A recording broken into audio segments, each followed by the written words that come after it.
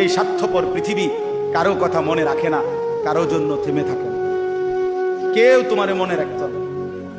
তুমি মরে গেলে কারো হাতে সময় নাই তোমারে কান্দে লইয়া কান্দনে, কারো হাতে সময়।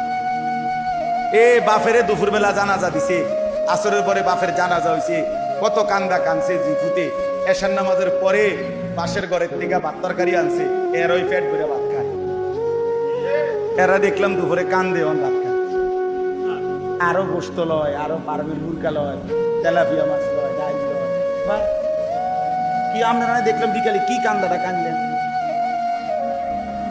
বুঝেন? অর্থাৎ বুঝাইতে চায় ওনার জন্য তো আমি না খাইয়ে মরে গেলে হইতো না, ঠিক আছে কাঁদছি তো কাঁদি।